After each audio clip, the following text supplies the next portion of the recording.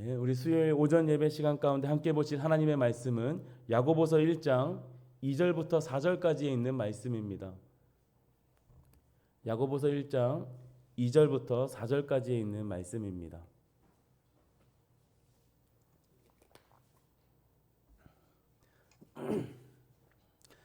세 절밖에 되지 않으니까 우리 같이 읽도록 하겠습니다. 2절부터 4절입니다. 같이 읽겠습니다. 내 형제들아, 너희가 여러 가지 시험을 만나거든 온전히 기쁘게 여기라. 이는 너희 믿음의 시련이 인내를 만들어내는 줄 너희가 알미라. 인내를 온전히 이루라. 이는 너희로 온전하고 구비하여 조금도 부족함이 없게 하려 함이라. 아멘. 아멘. 수요예배에 나오신 우리 성도님들 진심으로 환영합니다. 제가 설교를 준비하면서 작년에는 고난주간을 어떻게 보냈는지를 한번 돌아보는 시간을 좀 가져봤는데요. 작년에도 수요예배를 제가 설교를 했더라고요. 고난주간에. 그래서 이게 너무나도 하나님이 부어주시는 은혜가 너무나도 크기 때문에 고난주간에 한 번 더 또 설교하게 하시는구나라는 또 그러한 마음을 또 품게 됐는데요. 우리는 고난주간을 지금 지나고 있습니다.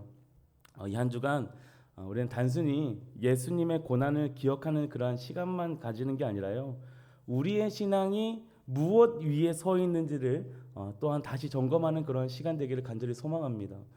이 고난주간은 우리가 단순히 하나님을 어떻게 믿고 있는지, 또 무엇을 기준으로 신앙을 이해하고 있는지를 깊이 우리가 들여다보는 그런 시간 되기를 간절히 소망합니다. 그런데요, 그렇게 되면은 우리가 반드시 마주해야 할 질문이 생기게 됩니다. 무엇이냐면 바로 왜 하나님은 우리의 삶 가운데에 시험을 허락하시는가라는 겁니다. 우리의 삶 가운데 왜 하나님은 시험을 허락하시는가라는 그러한 질문이 생긴다라는 것이죠. 이 질문은 우리가 살아가면서요, 반복해서 매우 현실적으로 부딪히는 그러한 질문들입니다. 우리는 삶을 살아가면서 계획했던 그런 수많은 가지의 그런 일들이 있잖아요. 근데 그 일들이 무너지기도 하고요. 또 열심히 준비했는데 또한 길이 막히기도 하고요. 그리고 관계도 생각처럼 잘 풀리지 않고 오히려 더 어려워질 때도 있습니다. 그리고 기도하고 또 기도했는데도 상황이 그대로일 때도 있다라는 것이죠. 그때 우리는 자연스럽게 또 하나님께 묻게 되죠. 왜 하나님 이 상황을 막아주지 않습니까?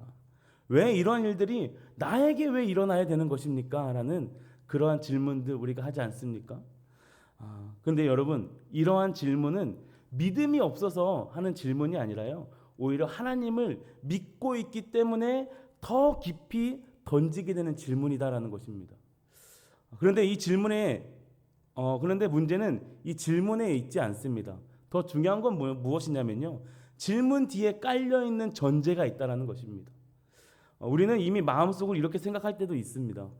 시험이 없었으면 좋겠는데, 고난은 좀 나에게 찾아오지 않았으면 좋겠는데, 하나님의 은혜는 상황을 바꾸는 거라고 우리가 생각할 때가 있다는 것이죠. 그러한 전제가 있기 때문에 시험의 그런 기간이 길어지게 되면은 우리의 신앙이 흔들리게 된다는 것입니다.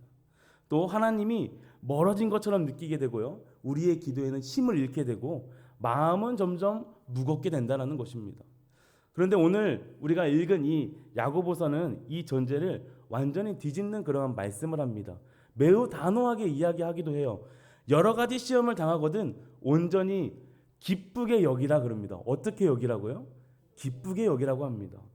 이 말씀이 단순히 위로가 아니라요, 힘들지만 긍정적으로 생각해라, 이 수준의 이야기가 아닙니다. 이 말씀은요, 우리의 그 신앙을요, 이 구조 자체를 완전히 바꿔버리는 그러한 강한 요구이기도 합니다. 왜냐하면 이 야고보는요, 시험을 제거해야 될 대상으로 보고 있지 않고요, 오히려 기쁘게 받아들여야 할 것으로 말하고 있습니다. 그래서 우리는 이 반드시 오늘 말씀을 통해서 한 가지 더 질문을 해봐야 될 것은 이런 겁니다. 하나님은 왜 시험을 없애지 않는가? 왜 하나님은 오히려 그것을 기쁘게 여기라고 하는가라는 것이죠. 이 질문의 대답이 우리가 분명하지 않게 되면은 우리는 평생 상황에 따라서 흔들리는 신앙으로 살 수밖에 없습니다. 평생에 상황에 따라서 우리의 믿음과 우리의 신앙이 흔들릴 수밖에 없다는 것입니다. 그러나 이 질문에 대한 답이 분명해지면요, 우리는 상황을 넘어서는 신앙으로 살아갈 수 있게 된다는 것입니다. 그래서요, 오늘 이 말씀을 통해서 더 뚜렷하게 한번 알아보도록 하겠습니다. 오늘 2절 말씀 한번 다시 한번 읽어볼까요? 2절 말씀 우리 같이 읽도록 하겠습니다. 시작. 내 형제들아, 너희가 여러 가지 시험을 당하거든 온전히 기쁘게 여기라. 아멘. 먼저는요, 이 야고보 사도는 시험이 무엇인지 길게 설명하고 있지 않습니다. 시험이 뭔지를 설명하고 있지 않고요, 대신 이 시험을요 어떻게 받아야 하는지를 먼저 이야기합니다. 어떻게 받으라고 하나요? 온전히 기쁘게 여기라 라고 합니다. 온전히 기쁘게 여기라. 말씀은 감정을 억지로 바꾸라는 말이 아닙니다. 이 말씀이 우리의 이 감정을 억지로 바꾸라는 말이 아니라요, 이거는 시험에 대한 판단의 그 기준을 바꾸라는 것입니다. 즉 시험 자체를 아예 없애라는 것이 아니라 이 시험을 바라보는 눈을 바꾸라는 것이죠. 우리가 시험을 바라보는 눈이 바뀌어야 된다는 것입니다. 베드로서 4장 12절 말씀에 이렇게 기록합니다. 우리 한번 같이 읽도록 하겠습니다. 4장 12절입니다. 시작. 사랑하는 자들아, 너희를 연단하려고 오는 불시험을 이상한 일에 당하는 것 같이 이상히 여기지 말고. 자, 그리고요, 예수님은 요한복음 16장 33절에 또 이렇게 말씀하시는데요, 한번 같이 읽도록 하겠습니다. 시작. 이것을 너희에게 이르는 것은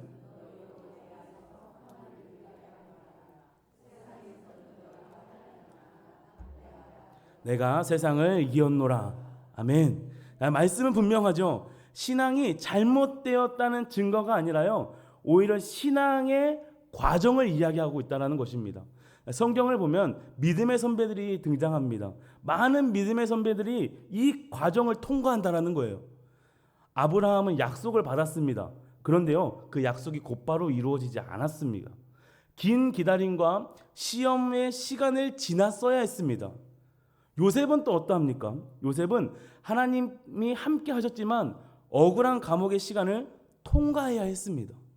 다윗도요, 기름 부음을 받고도 바로 왕이 된 게 아니라 오랜 도피의 시간을 지나야 했습니다. 이 모든 이야기들이 우리에게 말을 해주고 있는 것은 하나입니다.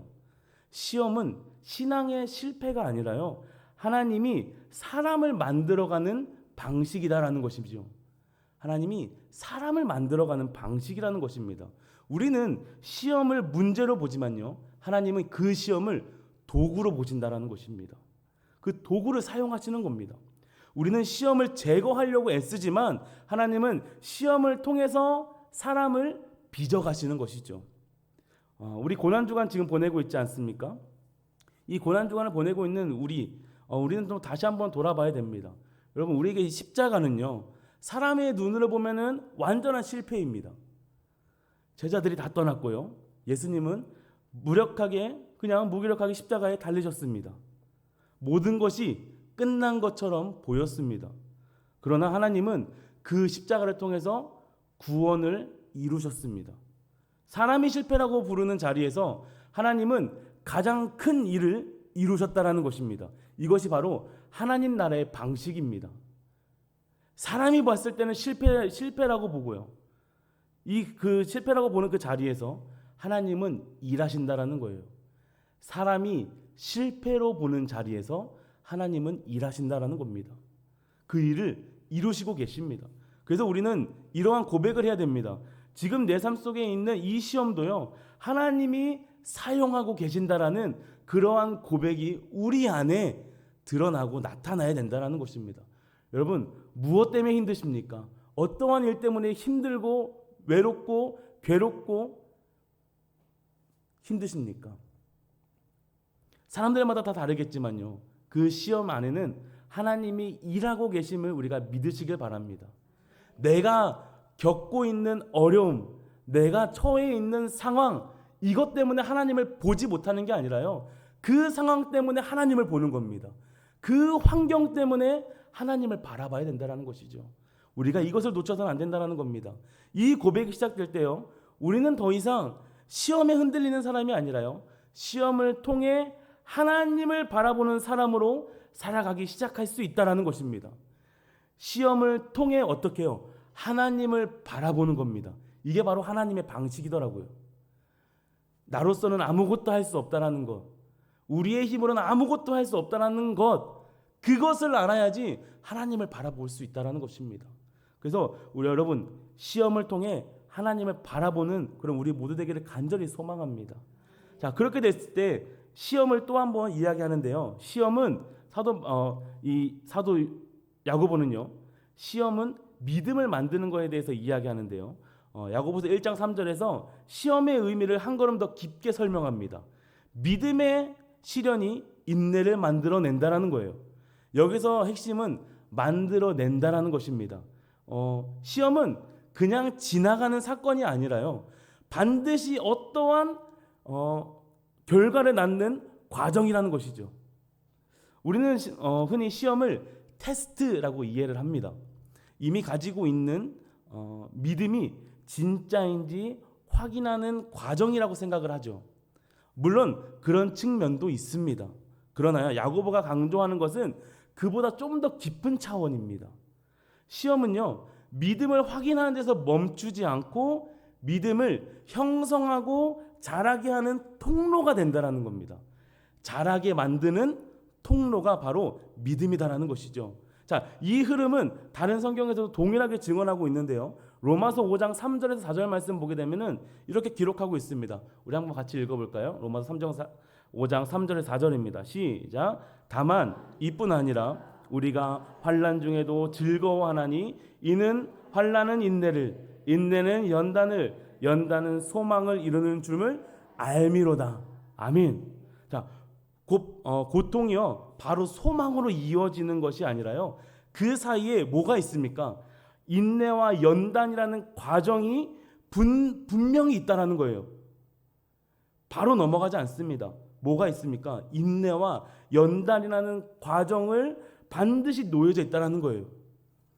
그래서 베드로전서 1장 7절은 우리의 믿음이 너희의 믿음의 확실함은 불로 연단하여도 없어질 금보다 더 귀하여라고 말씀하고 있습니다. 금이요, 순도가 높아지기 위해서 불을 통과하듯이 믿음도요, 시험을 통과하면서 더 분명해지고 더 단단해진다는 것입니다. 여기서 우리는 분명히 이해를 해야 되는 것입니다. 믿음은요, 고백으로 완성되지 않습니다. 믿음은 상황 속에서 형성이 되는 것입니다. 모든 것이 잘 될 때는 누구나 하나님을 신뢰한다라고 말할 수 있습니다. 내 삶이 너무나도 윤택하고 내 삶이 너무나도 평안하고 그러면은 누구나 다 이렇게 하나님을 신뢰한다라고 말할 수 있죠. 그러나 길이 막히고 이해되지 않는 일이 계속되고 기도해도 변화가 보이지 않을 때 바로 그때 믿음의 실제로 만들어지기 시작한다는 것입니다. 믿음이 실제로 만들어지는 시기입니다. 그래서 하나님은 시험을 제거하지 않으신다는 것입니다. 시험이 없으면 인내가 만들어지지 않습니다. 또한 인내가 없으면 연단이 일어나지 않습니다. 또한 연단이 없으면요, 성숙이 일어나지 않기 때문에 그렇다라는 것입니다. 우리는 상황의 변화를 원하지만요, 하나님은 사람의 변화를 원하십니다. 우리는 빠른 해결을 원하는데요, 하나님은 깊은 우리의 이 형성을 원하신다라는 것입니다. 이 지점이 바뀌면요, 시험을 바라보는 태도도 우리가 달라지게 됩니다. 이전에는 시험이 오면은 불안하고 흔들리고 그랬다라면은 이제는 그 안에서 이렇게 고백이 되겠죠. 하나님, 지금 나를 만들고 하나님이 지금 나를 만들고 계시구나라는 것을 우리가 인식을 하게 되는 것입니다. 그래서 시험은 더 이상 무너뜨리는 사건이 아니라요, 믿음을 세워가는 하나님의 손길이 보이기 시작하는 것입니다. 하나님의 손길을 우리가 보게 되는 것이죠. 그래서 이 야고보는 시험의 의미를 설명한 뒤에 곧바로 인내를 이야기해요. 이것은 우연이 아니라 아주 필연적인 그러한 흐름입니다. 왜냐하면요, 시험이 믿음을 만들어낸다면 그 믿음의 실제의 삶 속에서 드러나는 방식이 바로 인내이기 때문에 그렇습니다. 믿음이 실제의 삶 속에서 드러나는 방식이 뭐라고요? 인내입니다. 자, 믿음은 생각으로 끝나지 않습니다. 믿음은 반드시 뭐로 이어지게 되냐면 삶으로 이어지게 돼 있습니다. 자, 그 드러난 모습이 바로 인내다라는 것이죠. 그래서 야고보서 1장 4절에 인내를 온전히 이루라 말씀하고 있지 않습니까? 여기서 우리가 반드시 붙잡아야 할 것이 있습니다. 성경이 말하는 인내는요, 단순히 참는 것이 아닙니다. 단순히 참는 것이 아니라는 이 사실을 우리가 기억해야 돼요. 우리는 인내를 생각할 때 되게 고통을 잘 견뎌내는 장면을 많이 떠올리죠. 힘든 거 잘 참아내고 울면서도 넘어지지 않고 그냥 시간에 지나는 그 견딤을 견뎌내는 것처럼 우리가 이해를 한다라는 것입니다. 근데 성경에서 말하는 그 인내는요, 훨씬 더 깊고 적극적으로 이야기하는데요. 인내는 방향의 문제라는 것을 우리가 말씀을 통해서 확인해 볼 수 있습니다. 자, 상황이 흔들려도요, 하나님을 향한 방향이 바뀌어지지 않는 것, 그게 인내입니다. 감정이 무너져도 하나님을 포기하지 않는 것, 그게 인내입니다. 결과가 보이지 않아도 하나님을 향해 계속 서 있는 것, 그게 인내입니다. 이것이 바로 성경에서 말해주고 있는 인내가 바로 이거였다라는 것이죠. 상황이 흔들려도 하나님을 향한 방향을 바꾸지 않는 겁니다. 우리는 어떠합니까? 하나님 앞에 서 있는다, 하나님 앞에 바르게 서 있습니다 라고 이야기하면서도 우리 가운데 엄청난 큰 상황이 바람에 딱 부딪혔을 때 우리는 그 자리에 우두커니 서 있습니까? 아니면은 자꾸 그 상황을 피하려고 애쓰고 있지 않습니까? 우리의 삶을 돌아볼 필요가 있다는 것이죠. 인내는요, 그냥 오래 참는 걸로 끝나는 게 아닙니다. 하나님 앞에 서는 겁니다. 그리고 그 하나님 앞에 서서 계속 하나님을 바라보고 가는 거예요. 시선이 돌아가는 게 아니라 시선을 하나님께 고정하는 겁니다. 그게 인내입니다. 히브리서 12장 1절은 이렇게 말합니다. 인내로서 우리 앞에 당한 경주를 하며 라고 기록하고 있습니다. 여기서 인내는 멈춰 서 있는 모습이 아니라 앞으로 나아가는 경주의 이미지를 이야기하고 있습니다. 즉 인내는 가만히 주저앉아 있는, 버텨 있는 상태가 아니라요, 힘들어도 방향을 잃지 않고 계속 나아가는 겁니다. 어디로요? 하나님께로 말이죠. 또 히브리서 10장 36절은 이렇게 말합니다. 함께 같이 읽어볼까요? 시작. 너희에게 인내가 필요함은 너희가 하나님의 뜻을 행한 후에 약속하신 것을 받기 위함이라. 아멘.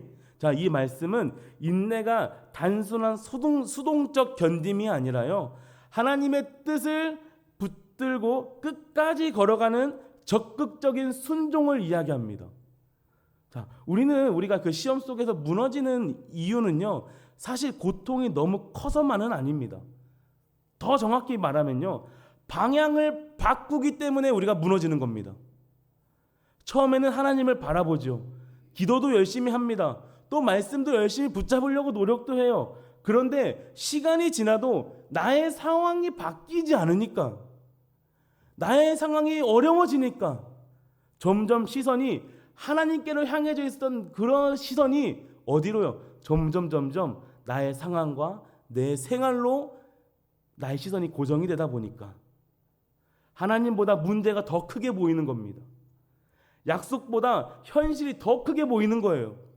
은혜보다 나의 이 답답한 마음이 더 크게 느껴지기 시작하는 겁니다. 바로 그 순간부터 어떻게 돼요? 우리의 신앙이 흔들리기 시작해진다라는 것이죠. 그래서 인내는 오래 버티는 것이 아니라요, 끝까지 하나님을 향해 서 있는 겁니다. 하나님을 향해 서 있는 것. 내 감정이 따라오지 않아도요, 마음이 지쳐도요, 지금 당장 결과가 내 눈앞에 보이지 않아도요, 하나님을 향한 방향을 놓치지 않는 게 바로 인내입니다. 하나님은 여전히 선하시다라는 사실, 하나님이 여전히 일하고 계시다라는 사실, 하나님이 여전히 나를 붙들고 계시다는 이 사실을 우리가 붙들고 그 방향을 유지하는 겁니다. 그것이 바로 인내라고 성경에서 말하고 있습니다. 사랑하는 성도 여러분, 예수님의 십자가는요, 단순히 고난의 사건이 아니라 끝까지 방향을 잃지 않으신 순종의 사건입니다. 겟세마네에서 괴로워하면서도 예수님은 하나님 아버지의 뜻을 버리지 않으셨습니다. 십자가의 길이 얼마나 고통스러웠는지, 얼마나 버거웠는지 우리는 다 알 수 없지만 분명한 것은요, 예수님은 끝까지 아버지를 향한 방향을 바꾸지 않으셨다는 사실입니다. 그래서 우리는 우리의 그 인내도요, 결국 십자가를 바라보는 데서 배워야 된다는 것입니다. 인내는 내가 강해서 되는 게 아니라 방향을 붙들도록 하시는 하나님을 신뢰할 때 가능하게 된다는 것입니다. 그러므로 야고보가 말하는 인내를 온전히 이루라라는 이 권면은요, 단순히 더 참으라는 뜻이 아니라 하나님을 향한 방향을요, 끝까지 지키라라는 것입니다. 중간에 포기하지 말라는 뜻이고요, 상황에 끌려가지도 말고 결과에 좌지우지되지도 말고 하나님의 뜻을 향해 계속 서 있으라는 뜻입니다. 그렇게 될 때 우리는 시험은 우리를 무너뜨리는 그런 시간이 아니라요, 우리를 더 깊고 단단하게 세우는 시간이 될 것입니다. 그리고 그 인내의 끝에서 하나님이 의도하신 완성이 드러나게 될 것입니다. 그 완성이 드러난 그 시작, 그 목표는 무엇이냐? 바로 온전함인데요. 그러면서 야고보는 이제 시험과 인내의 이 과정을 통해서요, 하나님이 궁극적으로 무엇을 이루고자 하시는지를 분명하게 보여주는데요. 그게 바로 1장 4절 말씀인데, 우리 1장 4절 말씀을 다시 한 번 더 같이 읽도록 하겠습니다. 1장 4절입니다. 시작. 인내를 온전히 이루라.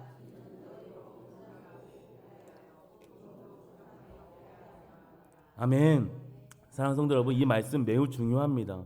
그 이유는요, 여기서 우리는 하나님이 시험을 허락하시는 최종 목적을 우리가 보게 되기 때문에 그렇습니다. 하나님은 우리를 온전한 사람으로 세워가는데 목적을 두고 계심을 알 수 있습니다. 여기서 보게 되는 것이죠. 여기서 온전하다는 것은요, 단순히 흠이 없다라는 그런 의미가 아닙니다. 하나님 앞에서 성숙해지고요, 하나님이 의도하신 사람의 모습으로 자라가면서 믿음 안에서 균형 있게 세워지는 상태가 바로 온전하다라는 것입니다. 믿음 안에서 균형 있게 세워지는 것입니다.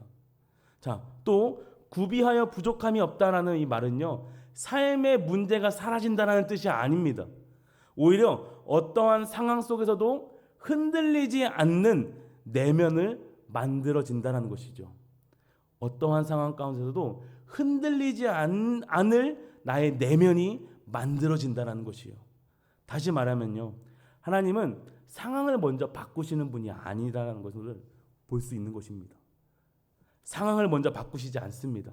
상황 속에서도 흔들리지 않을 사람을 먼저 만드신다는 것입니다. 그게 바로 저와 우리 여러분들에게 간절히 소망합니다. 이 진리는요, 히브리서 12장 11절에서 동일하게 이야기하는데요, 우리 한번 같이 읽어보도록 하겠습니다. 시작. 무릇 징계가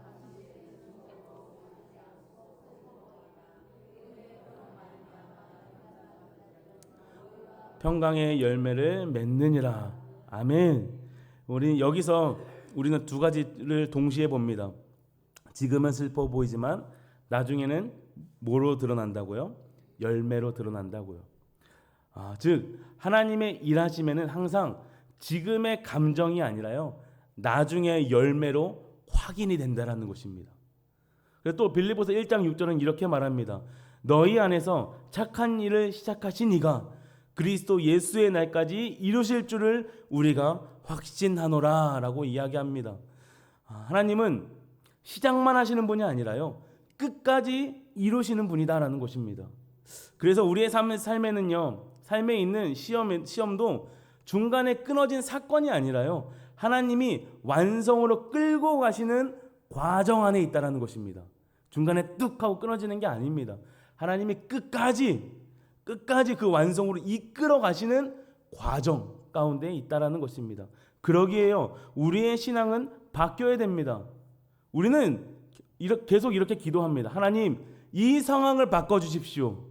그러나 이제 하나님은 이렇게 말씀하시는 겁니다. 지금 나는 너를 빚고 있다라는 것이죠.